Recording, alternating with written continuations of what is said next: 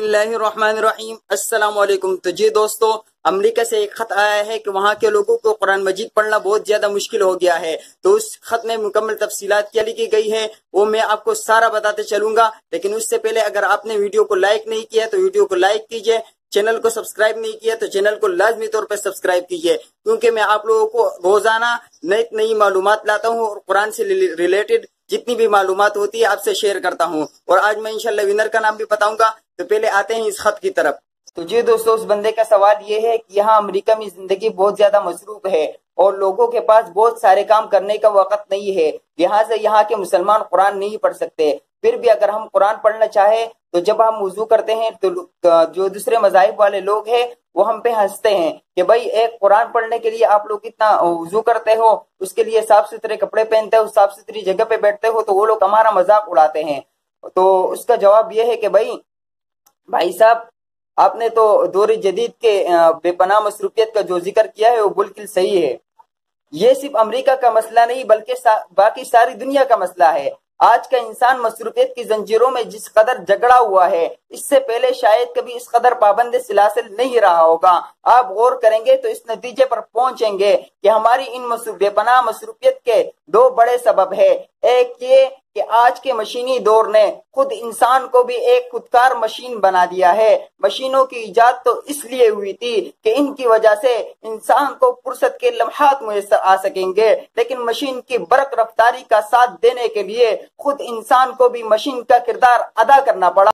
और दूसरा ये कि हमने बहुत सी गैर जरूरी चीजों का बोझ अपने ऊपर लाद दिया है। आदमी की बुनियादी जरूरत सिर्फ इतनी थी कि भूख मिटाने के लिए इसे पेट भरकर रोटी मुयस्सर आ जाए, तन ढांकने के लिए इसको कपड़ा मुयस्सर हो जाए, सर्दी और गर्मी से बचाव के लिए इसे झोंपड़ा नसीब हो जाए। लेकिन हम में से हर एक बादशाह बनने के ख्वाब देख रहा है, हम में से हर एक अमीर बनने के ख्वाब देख रहा है। तो इसके लिए हमारे एक शायर ने क्या खूब जवाब दिया है।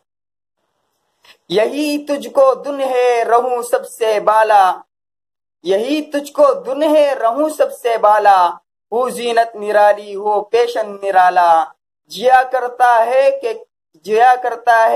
क्या यूं ही मरने वाला, जिया करता है क्या यूं ही मरने वाला, तुझे हुस्न जाहिर ने धोखे में डाला, जगह जी लगाने की दुनिया नहीं है, ये इबरत की जा है तमाशा नहीं है। ये सब कुछ रह जाने वाला है और जब हमारा इंतकाल होगा, जब हमें कब्र की तारीख खलवत खाने में रख दिया जाएगा और फरिश्ते पूछेंगे कि यहाँ के अंधेरे की रोशनी कुरान करीम की तिलावत है, यहाँ की तारीकी दूर करने के लिए तुम क्या कुरान मजीद की तिलावत लेकर आए हो, तो वहाँ कह दीजिएगा कि नहीं भाई, हम तो कुरान मजीद की तिलावत नहीं ला सके, हमारी जिंदगी तो बड़ी मसरूफ थी, इतना वक्त कहाँ था कि हम वजू करके कुरान मजीद पढ़ने के लिए एक कोने में बैठ जाते, इतना वक्त कहाँ था कि हम कुरान मजीद पढ़ने के लिए साफ सुथरे कपड़े पहन लेते, इतना वक्त कहाँ था कि हम गैर मुस्लिमों के सामने वजू करने से बच जाते। और जब मैदान हशर में बारगाह खुदाबंदी में सवाल होगा कि जन्नत की कीमत अदा करने के लिए क्या लाए हो, तो हाँ कह दीजिए मैंने बड़ी डिग्रियां हासिल की थी,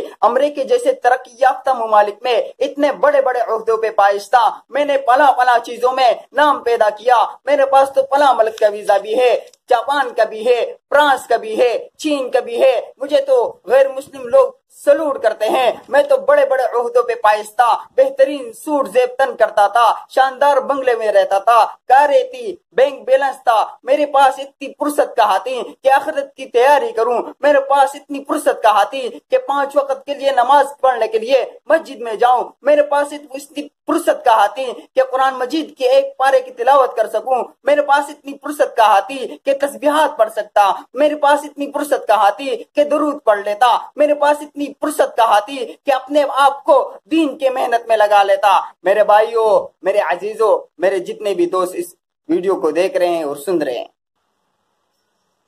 कुरान करीम की तिलावत ही तुझे आखिरत की मंजिल का सफर पार कर सकती है। ये बड़े बंगले, ये शानदार महल्लात, खूबसूरत लिबास, ये इस दुनिया में रह जाएगा। वो शायर क्या कहता है कि सब टाट पड़ा रह जाएगा जब लात चलेगा बंजारा, तो वहां की तारीख कब्र में आपके न ये कपड़े काम आएंगे, न बैंक बैलेंस काम आएगा, न ये देखा जाएगा कि ये बंदा अमेरिका वाला है, न ये देखा जाएगा کہ یہ بندہ فلاں ملک کا صدر ہے، نہ یہ دیکھا جائے گا کہ یہ بندہ فلاں ملک کا فقیر ہے، بلکہ یہ دیکھا جائے گا کہ یہ آخرت کے لیے کیا لے کر آیا ہے۔ بات سمجھ میں آ گئی؟ اور دوسری ایک لطیفہ آپ کو سناتا ہوں، لطیفہ آپ سن لیجئے کہ بھائی وہ جو آپ کا مذاق اڑاتے ہیں نا، تو سمجھ لو آپ کہ ایک ایسی بستی تھی جہاں پہ سب لوگوں کے کان، ناک جو ہے نا، ناک یہ کٹے ہوئے تھے۔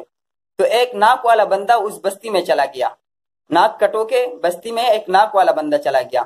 تو سب لوگ اس پہ ہنسنے لگے، یار دیکھو ناک والا آ گیا، ناک والا آ گیا، ناک والا آ گیا۔